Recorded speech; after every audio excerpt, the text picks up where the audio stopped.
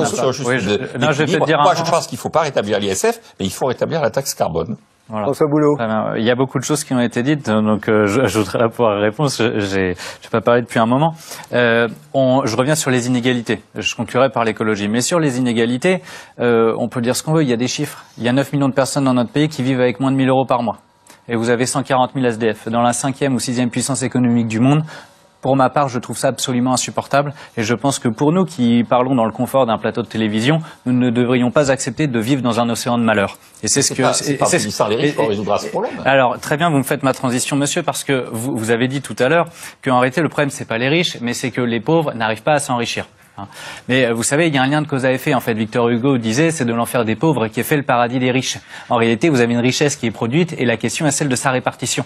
Et le problème... Victor Hugo n'est pas un grand économiste, que je sache. Oui, mais enfin, il avait quelques facultés intellectuelles et il y a un lien de cause à effet. Vous voyez, vous avez une richesse qui est produite et la question, c'est sa répartition. Mais on a compris la logique, et c'est depuis 40 ans, qui est de dire, nous ne pouvons pas changer la clé de répartition, mais seulement augmenter le gâteau. Mais ce sera ma conclusion sur l'écologie. Je veux revenir avant sur le fil conducteur aujourd'hui qui crée l'injustice fiscale et sociale. Parce qu'en réalité, le problème, c'est que tout simplement, une toute petite partie de la population, des privilégiés, a fait sécession et a décidé de faire du chantage à l'impôt en disant aux États, si vous m'imposez un taux que j'estime trop élevé, eh bien, je partirai. Et ça fait maintenant 40 ans que nous élisons des responsables politiques qui s'appliquent à nous expliquer pourquoi on ne peut pas les imposer comme les autres. Mais c'est pas ce qu'on leur demande. Nous, ce qu'on leur demande très simplement, c'est de trouver les solutions politiques pour pouvoir les imposer comme les autres. Les sommes qui sont captées ainsi par les privilégiés, elles sont considérables parce que vous avez les dispositifs fiscaux que Emmanuel Macron a fait adopter au début du quinquennat qui, en 2019, au bénéfice des 1% les plus riches, vont coûter 30 milliards à la nation.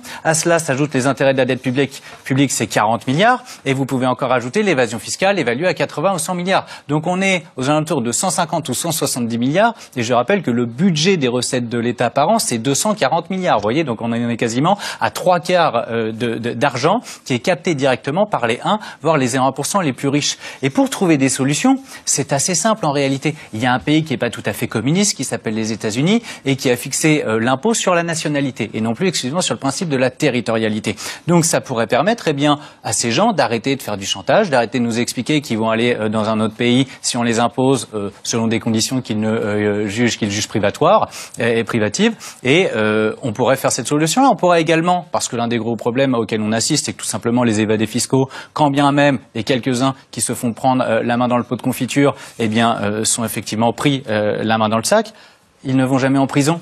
On a fait les peines planchées pour les délinquants des cités. Faisons les peines planchées pour les évadés fiscaux, mettons 3 ans, comme ça celui qui est pris, il est sûr et certain d'une chose, il ira en prison. Et là peut-être qu'on va moraliser un petit peu les comportements, parce que quand vous avez un SDF qui pique dans un supermarché une banane et un paquet de gâteaux, il prend 2 ou 4 mois de prison, je suis désolé, quand vous avez quelqu'un qui vole dans la caisse de l'État des millions et des millions, il doit savoir qu'il n'aura pas d'autre issue que la prison. Moi je suis d'accord, oui, je trouve qu'il y a beaucoup de laxisme par rapport à la délinquance en col blanc. On va pas faire on va pas faire référence à une affaire récente, mais bon, il y a des choses qui ont choqué l'opinion publique, voilà, vous l'avez fait pour moi. Mais ce sont vos clients dont vous parlez là.